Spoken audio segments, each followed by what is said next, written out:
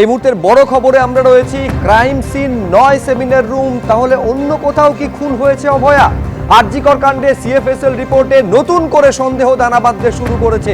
চিকিৎসককে ধর্ষণ, খুন আর সেমিনার রুমে উধাও ধস্তাধস্তির চিহ্ন। ধর্ষণ, খুন, তাও সেমিনার রুমে মেলেনি প্রতিরোধের কোনো চিহ্ন। সেমিনার রুমে আততায়ীর সঙ্গে নির্যাতিতার ধস্তাধস্তিরও প্রমাণ নেই।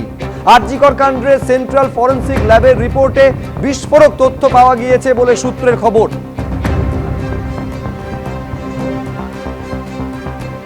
সন্দীপ সরকার আমাদের প্রতিনিধি আরো বিস্তারিত এই নিয়ে বলতে পারবেন। নিঃসন্দেহে সন্দীপ, এই সিএফএসএল এর রিপোর্টে একাধিক গুরুত্বপূর্ণ দিক রয়েছে যা বড় করে এই প্রশ্নটা সামনে এনে দাঁড় করিয়ে দিচ্ছে যে তাহলে ক্রাইম সিন কি সেমিনার রুম নয়? দেখো, 5 জন সিনিয়র সায়েন্টিস্ট বা সিএফএসএল এর ফরেন্সিক বিশেষজ্ঞদের স্বাক্ষর রয়েছে এই রিপোর্টে। একজন রয়েছেন বায়োলজি এক্সপার্ট, একজন ফিঙ্গারপ্রিন্ট এক্সপার্ট, 2 জন ফটো এক্সপার্ট এবং তার পাশাপাশি একজন যিনি এই টিমকে হেড করেছেন ডক্টর বি.কে. মহাপাত্র। এই 5 জনের স্বাক্ষর করা যে সিএফএসএল রিপোর্ট এসে পৌঁছেছে, সেই সিএফএসএল রিপোর্টে 12 পাতার রিপোর্ট, 12 পাতার রিপোর্টের 12 নম্বর পাতায় এই দুটি বিষয় কিন্তু তারা উল্লেখ করেছেন, যেখানে তারা এই শব্দবন্ধ ব্যবহার করছেন যে কোনো রকম স্ট্রাগলের চিহ্ন, যে চিহ্ন থাকার কথা সেই স্ট্রাগলের চিহ্ন ফাউন্ড মিসিং। এবং শুধু মিসিং ওই ম্যাট্রেস, যে ম্যাট্রেসে দেহ পড়েছিল সেই ম্যাট্রেসে মিসিং এমনটা নয়, গোটা সেমিনার রুমের যে অ্যাডজয়নিং এরিয়া রয়েছে সেমিনার হলের ভেতরে, ইনসাইড দ্য সেমিনার হল, এবং তারা বলছেন যে adjoining area inside the seminar hall, অর্থাৎ সেমিনার হলের ভেতরের যে জায়গা সেখানেও কোনো ধস্তাধস্তির চিহ্ন পাওয়া যায়নি। যার অর্থ আরও একবার কিন্তু প্রশ্ন উঠে যাচ্ছে, যে এই প্রশ্নটা তুলছেন বিশেষজ্ঞরা, আন্দোলনকারীরা, পরিবারের সদস্যরা, এবং এই যে 42টা প্রশ্নমালা নিয়ে তারা হাইকোর্টের দ্বারস্থ হয়েছেন, তার মধ্যে এই বিষয়টাও কিন্তু তারা উল্লেখ করেছেন যে তাহলে ক্রাইম সিন বলে যেটাকে আমরা জেনে এসেছি সেটা আদৌ ক্রাইম সিন তো? আমার সঙ্গে রয়েছেন মানস গুমটা, সিনিয়র চিকিৎসক। মানসবাবু, এই সিএফএসএল এর রিপোর্ট কি প্রশ্ন তুলে দিচ্ছে আপনাদের মনে?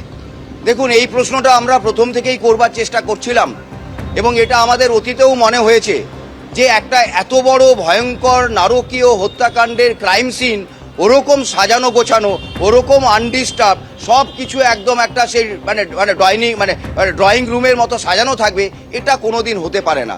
এবং সেই প্রশ্নে আবারও আমরা উত্তর পাওয়ার জন্য যে হাইকোর্টে যে কেস চলছে সেই কেসের ক্ষেত্রে এই প্রশ্ন কিন্তু আমরা অলরেডি তুলে দিয়েছি এবং একই সঙ্গে আমরা প্রশ্ন কিন্তু করতে চাইছি যে তার মানে এই হত্যা যদি ওই ক্রাইম সিনে না হয়ে থাকে, তার চারপাশের ঘরেও যদি না হয়ে থাকে, তাহলে কোথাও না কোথাও তো হয়েছে। তাহলে সিবিআই কি তদন্তে মিস করছে, নাকি সেটা ইচ্ছাকৃতভাবেই তারা এই বিষয়গুলোকে সামনে তারা আনতে চাইছে না?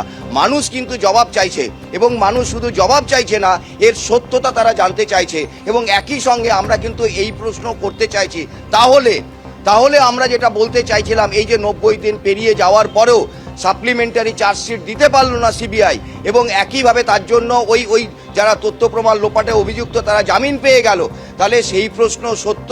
এবং কোথাও না কোথাও আমাদের মনে হচ্ছে যে ওই কেন্দ্রীয় সরকার, আমাদের রাজ্য প্রশাসন, রাজ্য সরকার এবং সিবিআই কোথাও না কোথাও একটা গোপন বোঝাপড়া আছে, যে তথ্যগুলোকে তারা এতদিন সাধারণ মানুষের সামনে আনেনি। যে 42টা প্রশ্ন তারা হাইকোর্টের সামনে তুলে ধরেছেন নির্যাতিতা তরুণী চিকিৎসকের পরিবারের সদস্যরা, তা নিয়ে আগামীকালই শুনানি রয়েছে। এখন দেখার বিষয় এটাই যে হাইকোর্টে যে প্রশ্নগুলো তারা রেখেছেন সেই প্রশ্নগুলোর উত্তর খুঁজে পাওয়ার জন্য আবার পুনরায় আদালতের নজরদারিতে সিবিআই তদন্তের নতুন কোনো মোড় আসে কিনা, তার জন্য আমাদের আগামীকাল সকাল 10:30টার সময় হাইকোর্টে সম্ভবত এই মামলাটি উঠতে চলেছে, তার দিকে নজর রাখতে হবে। সুব্রজিৎ।